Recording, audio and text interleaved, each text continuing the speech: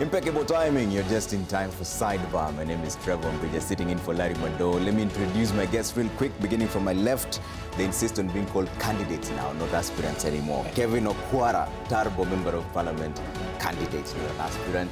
Gadoni Wamushomba, she's the Kiambu Women Rep candidate as well, followed by Dr. Pamela Odhiambo, she's the Migori Women Representative candidate, and last but not least, John Kiarie, Dagoretti South Member of Parliament, a candidate as well under the Jubilee ticket. First, let's take a look at how the week was in 60 seconds. And I know I did not lose, it was stolen. And the party knows that. Wananchi ndio wamepiga kura na wamesema wamechoka na wewe, wanataka mwingine. Sasa unanilaumu mimi namna gani? That nonsense. We have never seen a returning. We have seen him today. The tribunal hereby overturns the results as declared by the returning officer, Starehe constituency, and declares Charles Njagwa Kanyi. Ikibandirishwa hii, sisi hatutakubali uchaguzi ufanyike katika taifa letu. I have directed that the minimum wage be increased by 18%. We will not have a lot of presidential candidates. Sasa wakati huu farasi ni mbili peke yake, ukiona ingine ya tatu itakuwa punda.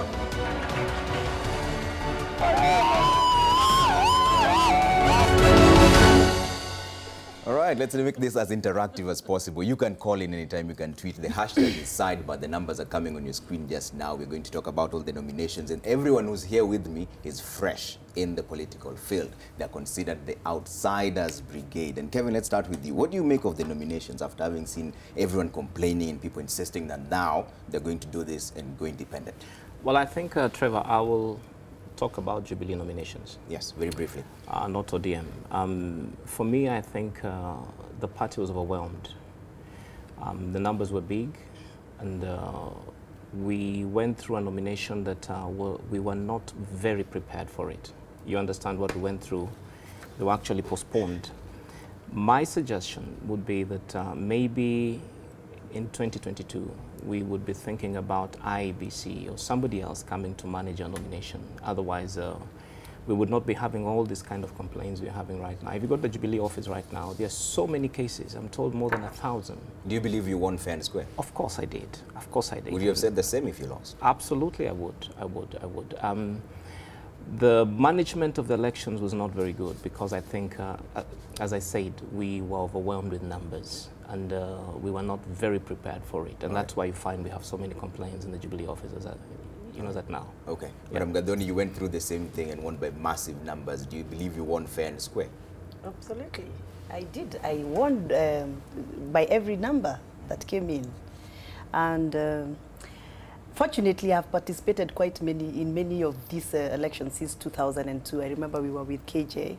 And I think this was one of the best nominations I've seen in Kenya. One of the best, especially in Central Region and more so in Kiambu County. We have over 1,380 aspirants now saying they're going to go independent because the nominations was shambolic. Every time there is competition, there is always a loser, there is always a winner. And the loser will always have a way of standing up. And I think this is expected. Even if we went through IEBC or we went any other independent body, for party nominations, that is expected. Do you agree, Kiari, before I bring in Dr. Pamela, because you also ran under Jubilee, do you agree that these nominations are free and fair? Well, Trevor, I've got to first say that, you know, they say that all politics is local. Yeah. And whatever happened in the Greater South necessarily must not have happened in Tarbo. But what we witnessed in the Greater South was a fairly well-organized nomination process. And, you know, we had the advantage of being in Nairobi. That means we were only, you know, at most 12 minutes away from the party headquarters. And that does make the logistics much easier. So we also didn't have the problem of having an election that was cancelled. When they told us that we were going to have nominations on Wednesday, they were cancelled before we got on the queues, unlike the case of Kiambu. So for us, we only went for a nomination on that one day. But the whole essence of a nomination or any election is to get the feeling of the people. And you can only weight the success of of a nomination process in as far as it reflects the view and the opinion of the people on the ground. But are they free and fair? And I feel that in the Great South, the people spoke and their view was well represented by the ballots. Dr. Pamela, you were in Migori. How was that for you? Wow, Migori County, as you know, on ODM ticket, Migori County is absolutely ODM by and large. And so the tension that was there because of the many competitors, and it's like everybody else knows if I get this ticket, then I'm as good as done. So the best that could have happened is what I think happened in Migori County. Initially, we were supposed to have the nomination on 21st, but the things that took place just before actually necessitated that the day be postponed to 24th. And to me, that was God's favor. Okay. And as far as my nomination was concerned, it was also a unique one. Everybody from the county, whether they belonged to this governor or that governor, like we had very two strong opposing teams, Bados and Chilayako. Somehow, from all the divide, Pamela was the undisputed candidate. So you believe you won fair and square? I did it fair and square, and nobody can dispute it. Thank you. Well, I think I just want to mention something. We all won fair and square. And definitely, if you ask me if the nominations were fair, I would say they were fair because I won. But I think what I'm saying... Your opponent wouldn't agree. Definitely. That's exactly that's my point. My opponent would be saying that these elections are not fair. What I'd like to say is that both for ODM and Jubilee, we were actually overwhelmed. That's a fact. We were overwhelmed. You're lucky that you come from Nairobi. I come from Tarbo, 300 kilometers away from Nairobi. I'd like you to think about somebody in Lodwar, maybe Lodwar, who is running on a Jubilee ticket. Did Jubilee have the logistical power to be able to mount an election across the whole country? I think those are the things we need to look forward from now henceforth as we go to 2022, that we do not have this big number of people complaining at the Jubilee office right now. If you go there, the number of cases of people who are complaining are so many. Are they complaining because of the logistical issues or because of the outcome? Not, you know, it's good to be clear. The outcome. I mean, we need to draw the line. It's true. Are they complaining because the logistical issues that went through before they actually got into the tallying there are some were centers, not okay, for example, and they were not favoring them, or are they complaining because of the outcome? I come from Wasingishu, and I'll tell you, like in my constituency, there are polling stations that opened up at 12 o'clock, and they were closing at around 6 or 7 in the night. Definitely, any loser would be complaining that he did not get a fair play. What we want is to be able to enhance democracy. The fact that I won is not important. The fact that we have democracy where somebody wins fairly, that's what is important. But in your admission, you said that there were logistical challenges. Absolutely. How then do you legitimize your win? That's because then it means you're also questioning your win. Absolutely, I am. But you see what I'm saying? So you don't believe you won fairly? No, I won fairly. I won fairly square. I want to put it this way, Kevin.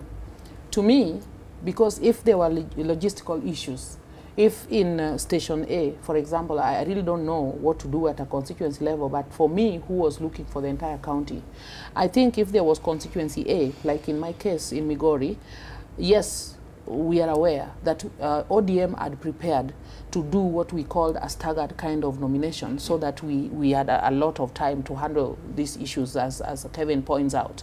But then at some stage, the IBC said they had to work within the framework of the calendar.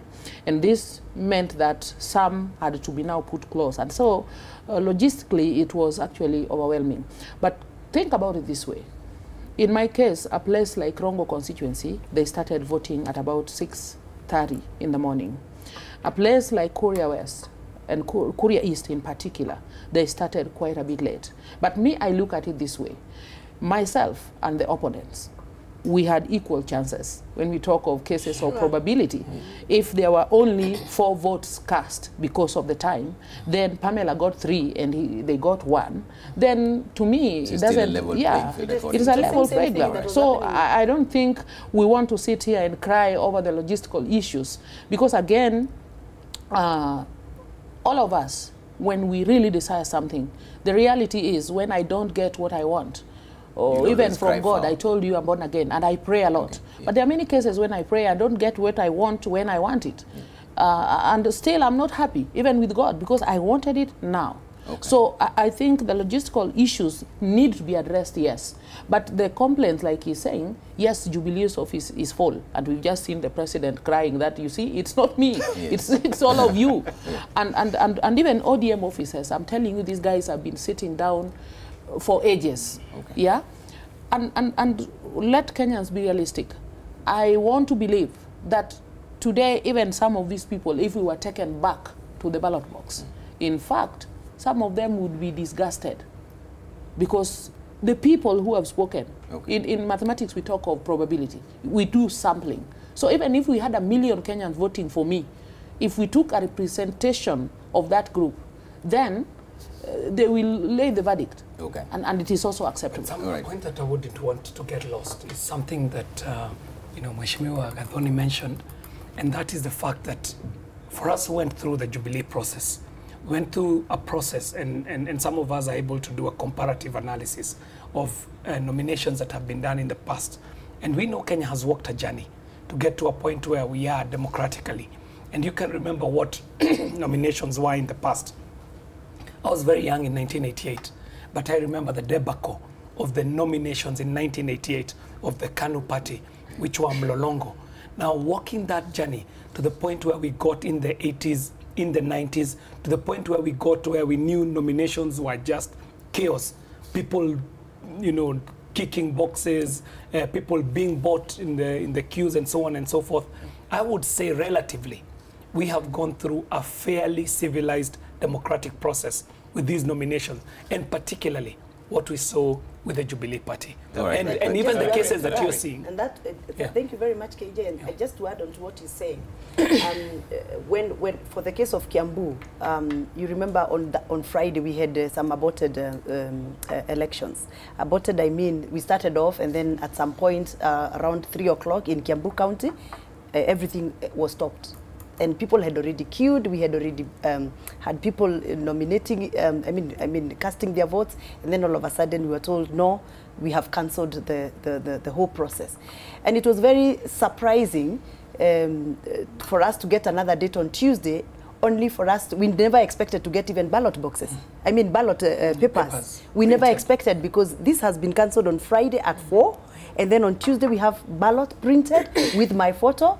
I mean, that was so you don't think surprising. Do you think then it's necessary for the tribunal to sit as they're sitting right now? Yes, of course it is necessary. But I'm trying to say, if you compare what we've been used to, like what we went through in 2002, 2007, surely what we did for Jubilee, especially in my county in Kiambu, it was something that actually we need to appreciate. We need to appreciate the process from the beginning of the delivery of the ballot material all the way to the tallying. We saw a lot of order. For Kiambu, we saw a lot of order. There are some traditional hotspots, you know, places where we expected a lot of chaos and a lot of noise and a lot of, you know, and it was all calm all the way. And I think we need to appreciate the party leader and the party officials for what they've done, irrespective of the few issues that we are hearing here and there. For me, in Kiambu County, I think they deserve a clap. They've done a fantastic job. You insist on that, but you're all considered as outsiders, people who are venturing into politics for the first time. Madam Gathoni, even to start with you, you've been in the media, and we have reported of the evils in politics. Why would you jump ship? In my backyard language, we always say that a chick is never a chick forever. I hope I'm translating that very well. Fairly good. Yeah. Yes, I mean, you cannot remain in one position and one place, and all you do is to scream and shout, and there's no action. You also need to show that you can also take a step and try and provide solutions. For me, I have seen a lot of gaps since I started my career. About 20 years ago. And I think all I've done is to identify gaps and minuses all the time. I think it's time I grew up and decided and provided solutions. So for me, I look forward to providing solutions rather than just, you know, talking about problems all the time. Dr. Pamela, and I think it is also important for people to know that we as journalists, like I have been, we do not really get excited when we are screaming about your failures, leaders' failures. We also live in the same community. And if you live in the same community, then you should be part and parcel of looking for the solutions. So I think for me, I'm excited that Kiambu people have decided to give me the opportunity to be one of those people that provide solutions. And I think it's also important to say that we've not just been doing just what we call theoretical journalism. For me, I have been really a practical person. I've really been on the ground. And I've also provided a lot of solutions along the way. All right. Wait, let's take a short break here in Sidebar. We'll be back with a lot more in just a bit. Listen, you're allowed to call in. Just call in. You can also tweet. You can ask the aspirants, the candidates, any questions you have in mind. When we come back, they'll all tell us why they jumped into the fray.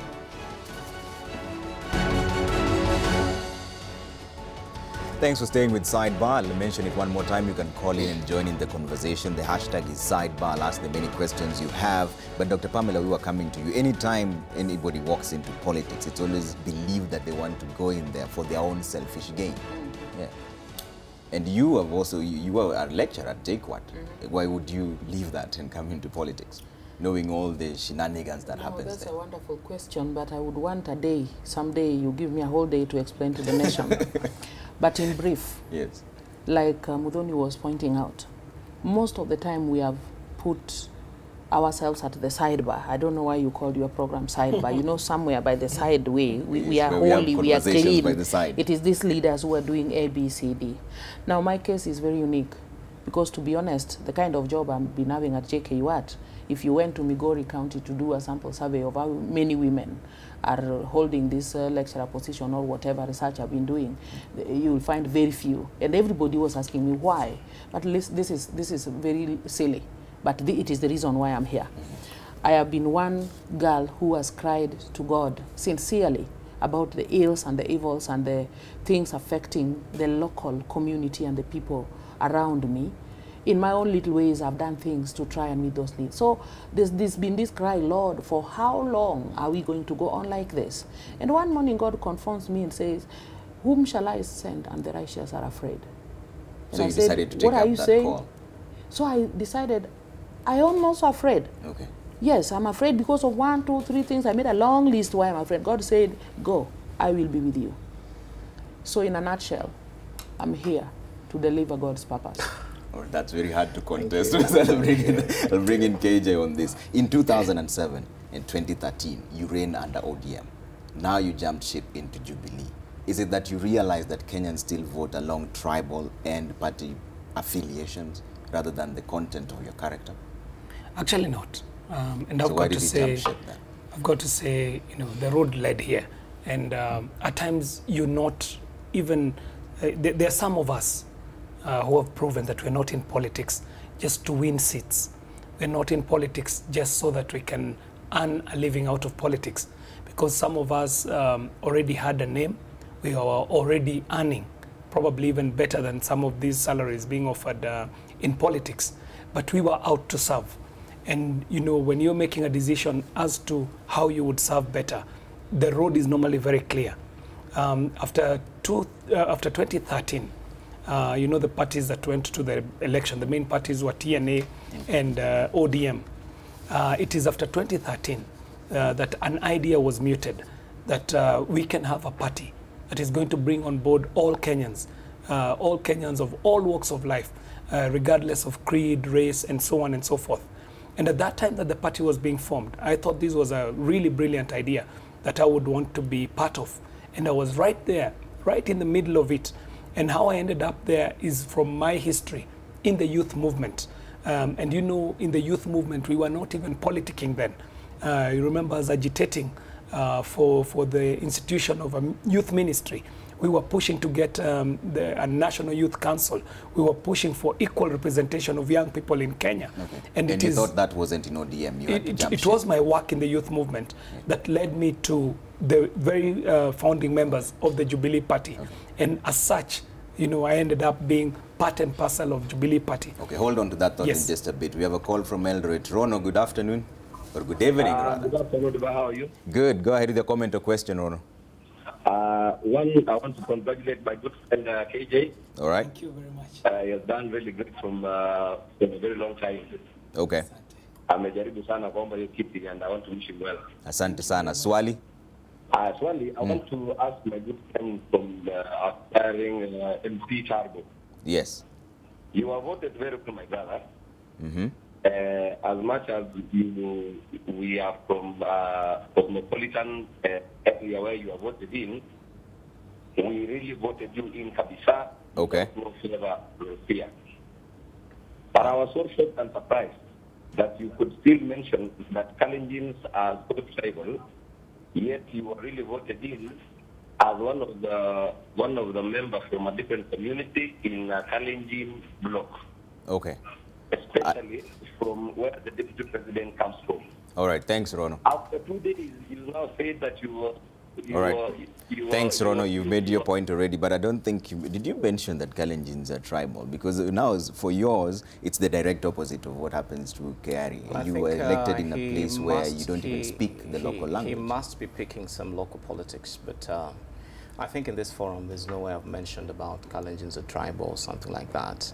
But has that been going on in your backyard? Absolutely. Because you're saying that there's some local politics that he might local be politics. picking. What happened during our nomination and when we went through the tallying process, a few aspirants got together to deny me the chance to become the nominated member of parliament.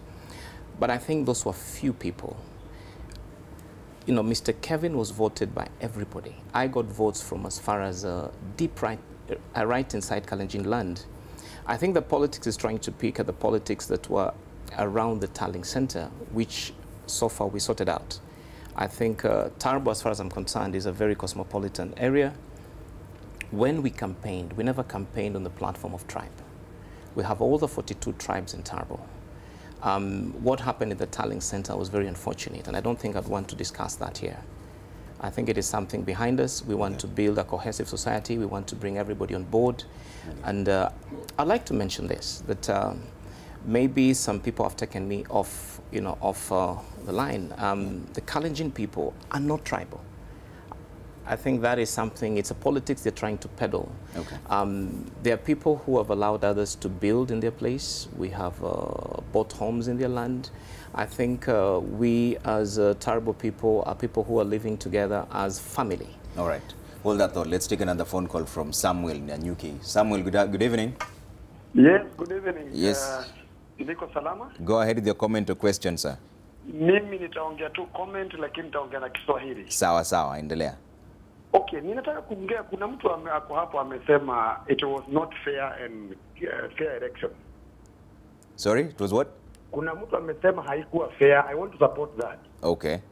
Na kuna huyu mheshimiwa wa Kiambu, yeye asiseme kwa sababu amechaguliwa it was fair because kama kura zitaletwa kwa area yako zikiwa zimechelewa, yes, advantage ya mtu mwingine, kama kura zimefikishwa kwa kituo saa 12 asubuhi, yes, kwingine zifikishwe saa 12 jioni. Endelea, tunakusikiza. Si unaona huyu mtu atakuwa ametekewa advantage because hakuna election kama hapa Laikipia, kuna pahali kura zilifika saa 9 ya jioni. All right. Na kuna kwingine zilifika saa 12 asubuhi. Haya, asante.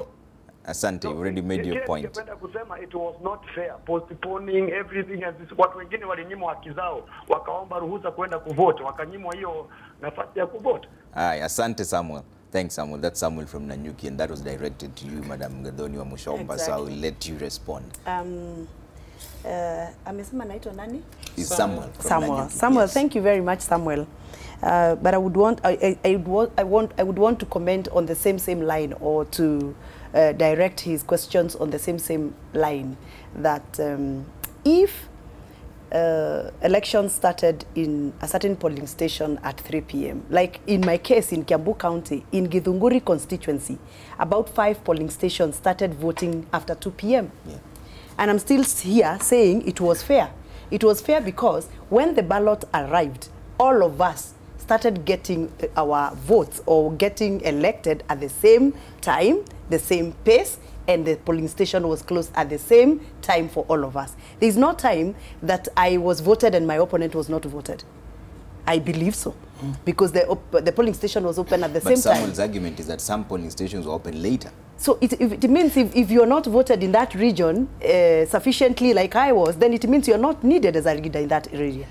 I mean, yes, exactly. Because if you want to be a leader, for example, in my case, if you want to be a leader in the to lead the whole county, then it means you should be appreciated by people in every corner of that county. I think that's my argument. The problems affected everybody across the board. That's the point Gadon is trying to make here. If it affected candidate A, it affected candidate B. What we are saying is that the logistical issues, I think those small problems need to be sorted out in future.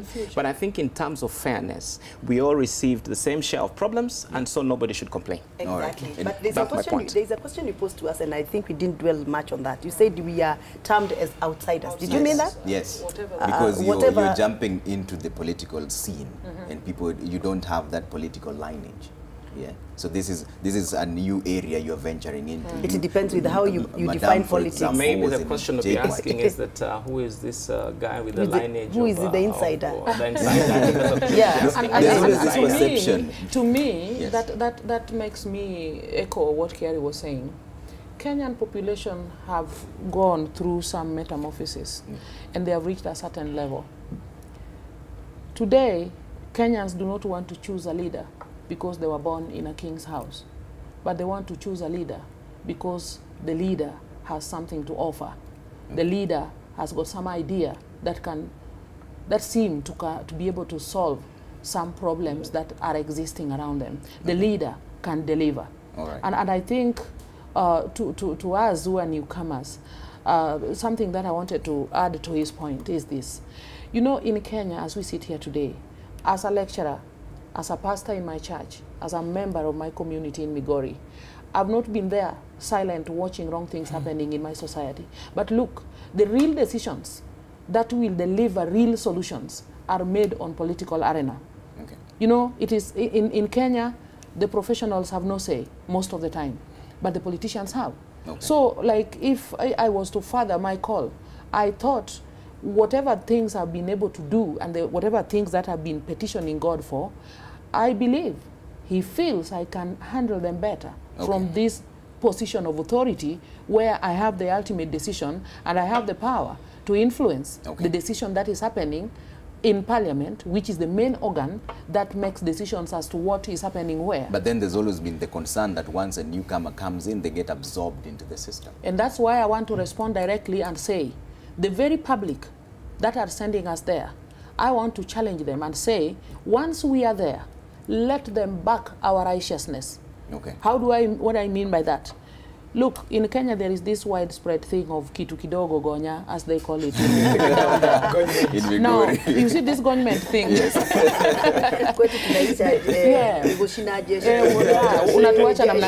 You see something. We'll get into that conversation so in just a bit. This population that are sending us there, can they stand with us and allow us to do the right thing? Okay.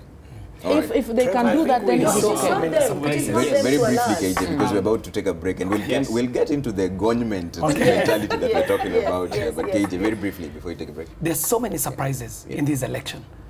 There's so many quote-unquote new faces coming onto the national arena, and it's surprising everyone up to and including the media. But we are always told, historically, that the nature of a revolution is slowly, then suddenly. We are at that suddenly moment, and that's why Kenya is awakening to the realization that there are new people on the block. But these new people you're seeing on the block, and I want to agree with almost everyone on this panel, did not happen overnight. Yes. Some of us were in movements that have been working for over 15 years to get to where we are. You remember movements like the Vijana Tugutuke movement of young people. And I remember when we were starting out, we had people who are now coming into parliament, into this parliament. But they've been out in the cold for close to 15 years, but they were actively participating, playing their civic duty. And most importantly also, is that you're going to see professions that are very unlikely contributing to the leadership of this country. All right, KJ, I have to take a break right now. We'll come back with more of that. We're taking a break here on Sidebar. We'll be back with more. Keep the calls coming. The hashtag is Sidebar. Still, I see some of your questions. I'll be posing some of them when we come back from the break. But for now, it's time for the news highlights. Thanks for staying with NTV. We're back with Sidebar. My guests are still with me. The hashtag is Sidebar as usual. You can call in. I still have a few more minutes for a few call-ins. The numbers are just underneath your screen. And before we get into the next level of this discussion, let me play something that Sadaf Dean said. She was a women rep aspirant in Mombasa. We invited her, but she cancelled last minute. But here's what she had to say about this issue. I, as an aspirant, I have spent money, I have spent my efforts, my people have gone out, they have done the work, and I will not allow this. The issue of expenditure. Kevin, let's start with you. And also, the Zab here is called Eric Chonga. Says, Kitu Kidogo mentality starts with you leaders and then comes down to us. Handle officers with dignity. And we've had Sadaf Dean complaining about how much he spent. Trevor, I think we have a problem in our country. Maybe I don't know about the other regions, but we have a huge problem in our country, the Kitu Kidogo mentality. I think this is something we're picking up from the Moi regime, where they went and made money and came back to the village and just began to give out money to every Tom, Dick, and Harry.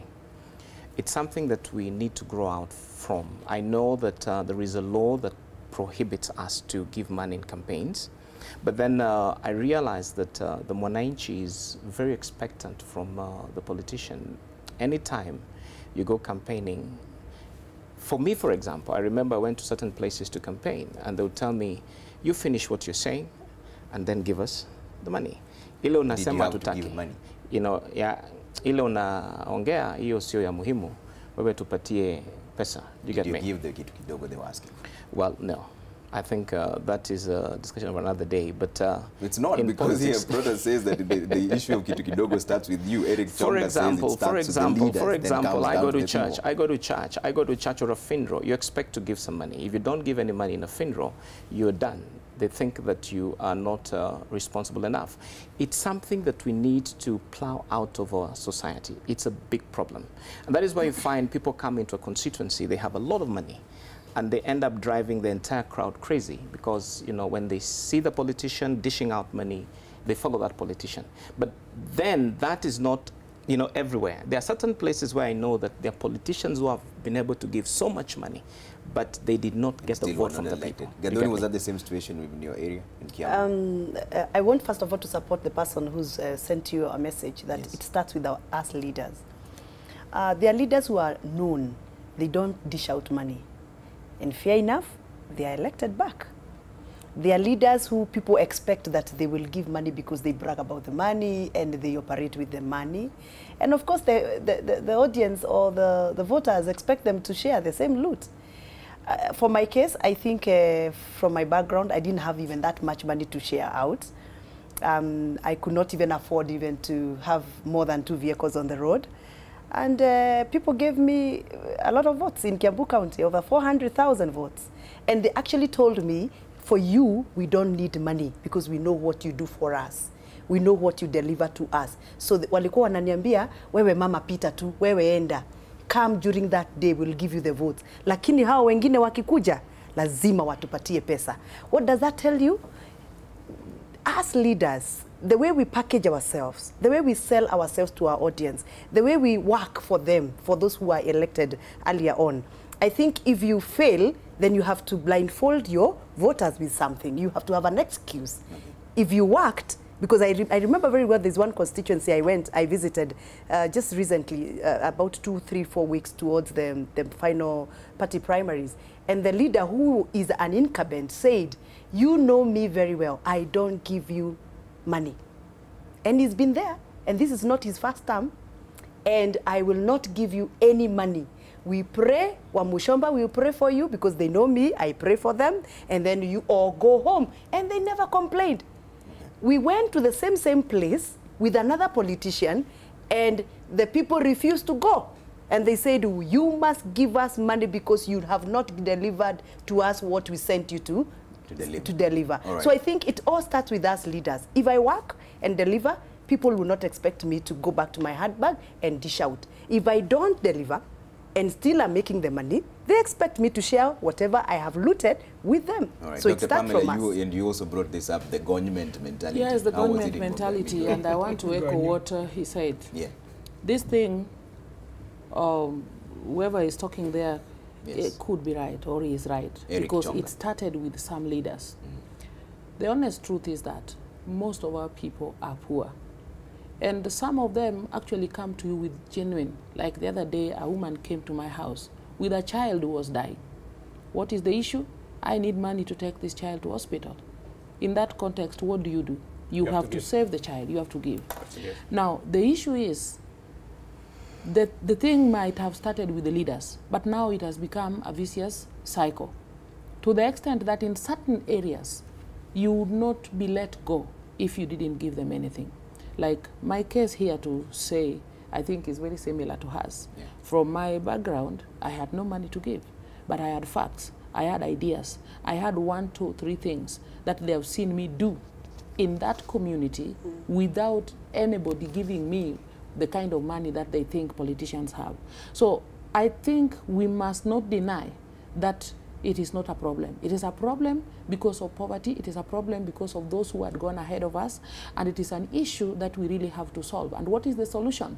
Let us deliver services that can empower our people to get their own money. And that way, we will eradicate it. Absolutely. KJ?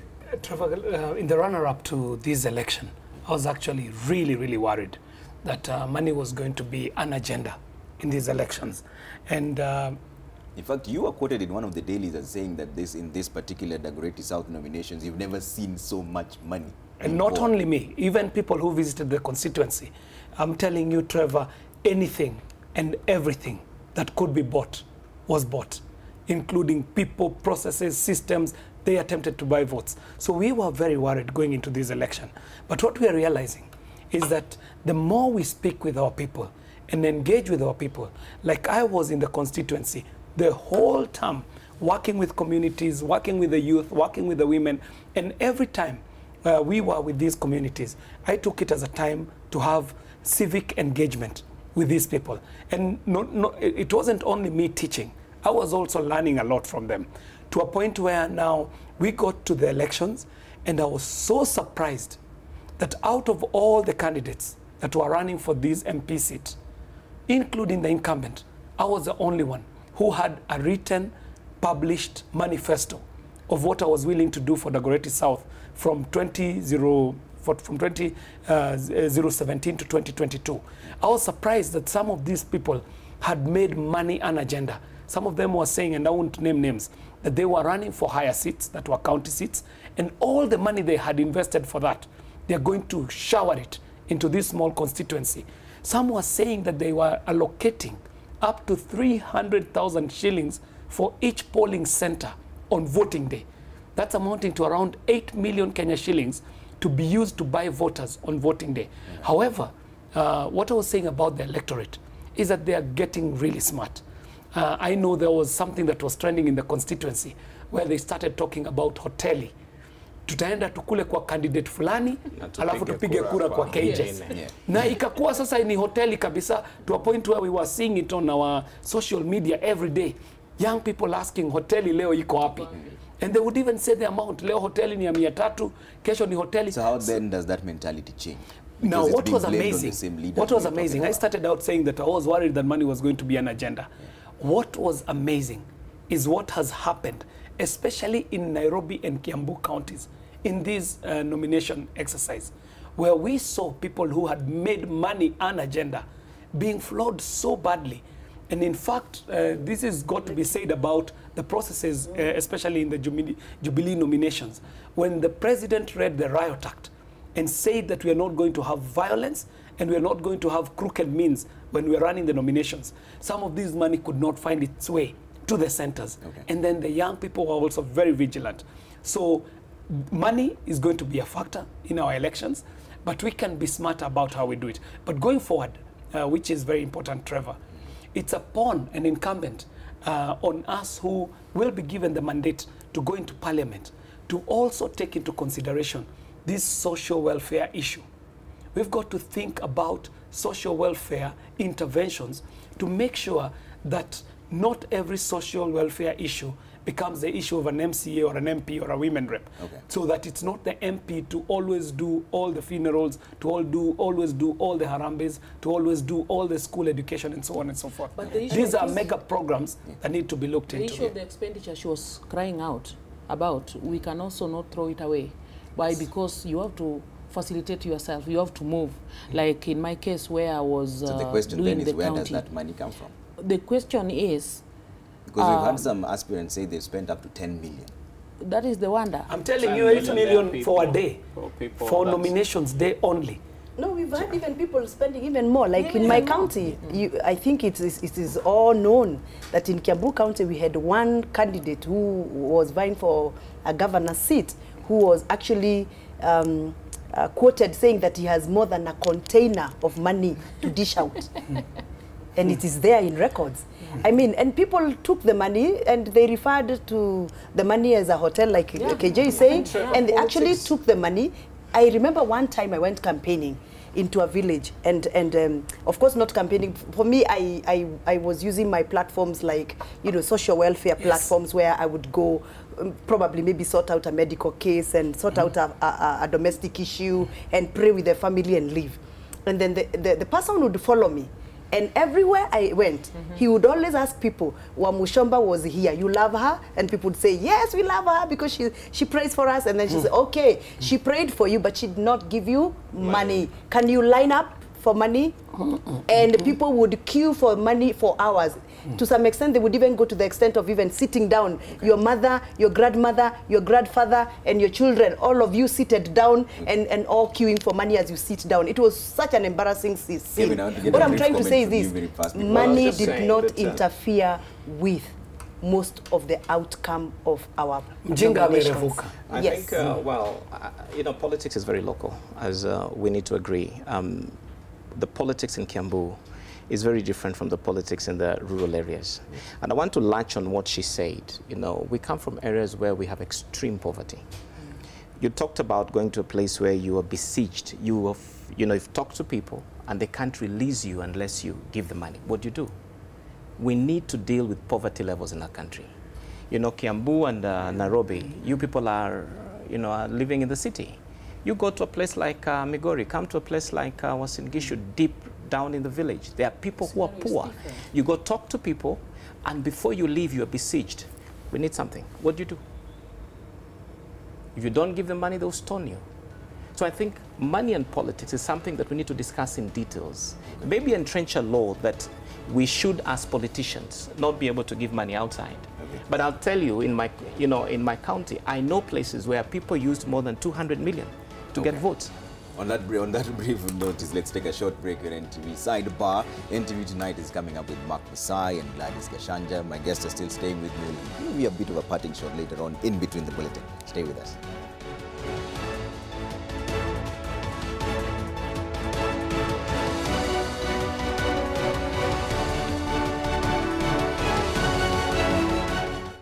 Kevin, you're finishing your thought on the issue of giving youth the money. In fact, Kanye Gyoko here says bribery, whether direct or indirect, must stop. If all givers said an emphatic no, the trait would fizzle out. If you said that sometimes you're blocked by the youth and they demand money, does that justify? It doesn't justify. What I'm saying is that we have a culture very deeply entrenched in our people, and we as a country, we as leaders need to work out this culture from our people, get it out. We have politicians who have suffered in certain places because they went and they didn't have anything to give to the people, and they were actually besieged, they were chased out. Yeah. That is something that I think from the top leadership, we need to see how we can get it out from our people. Otherwise, where we are moving is a bit more dangerous. Okay, because we're running out of time. I'll give you a moment to just give your parting shot. When you get into Parliament, what is your first priority? What do you think are the main issues people need to focus on? Well, wacha kwanza nianze kwa kusema Kiswahili kwa sababu mimi napenda Kiswahili. Nasema nashukuru watu wa Tarbo kwa kunipa fursa hii kuweza kuwaongoza. Sisi tulivunja vyama zetu kupitia Mheshimiwa Rais na Mheshimiwa Makamu Rais, vyama vya ukabila. Tukafika mahali tukasema kwamba tuunganike pamoja tuweze kujenga chama moja ambayo inaitwa Jubilee. Mimi najivunia kuwa ndani ya chama ya Jubilee, na Jubilee tumesema tuko pamoja. Kwa hivyo hata pale Uasin Gishu Eldoret, sisi tuko pamoja, makabila yote tufanye kazi pamoja tuweze kujenga kaunti yetu. Mimi nikifika pale bunge, kitu cha kwanza zaidi kwa wale ambao wako upande ya Turbo, najua tuko na shida kubwa, na ile shida ambayo iko pale, shida kubwa pale ambayo iko pale ni shida maji.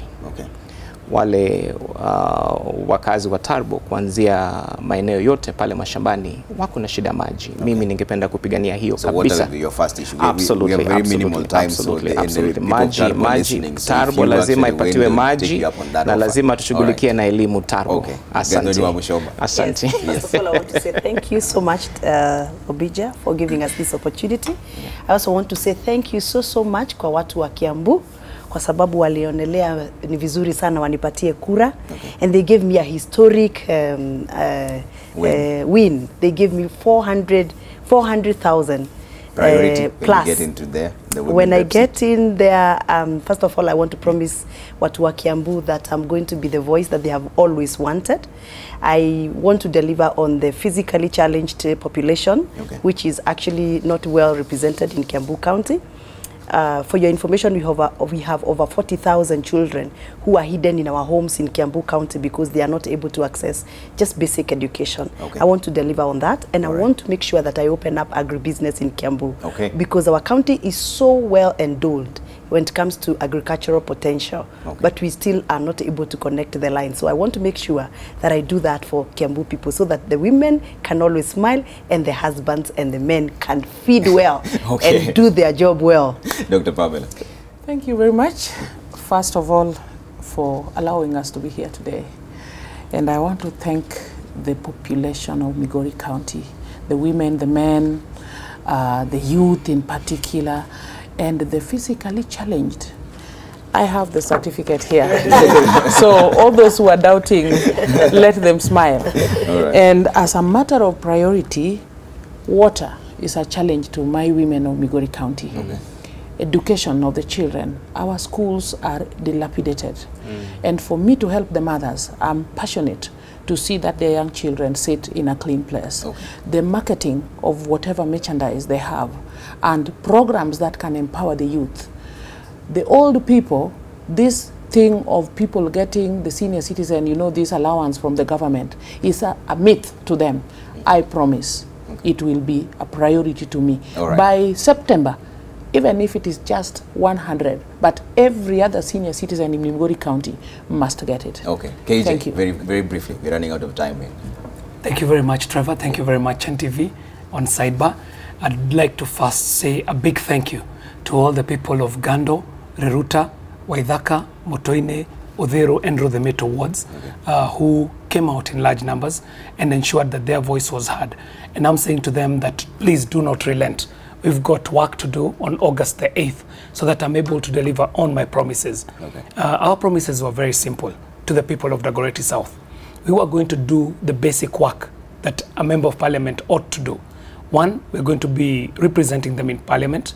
We're going to go to Bunge and make laws not only for Dagoretti South, but also for Kenya.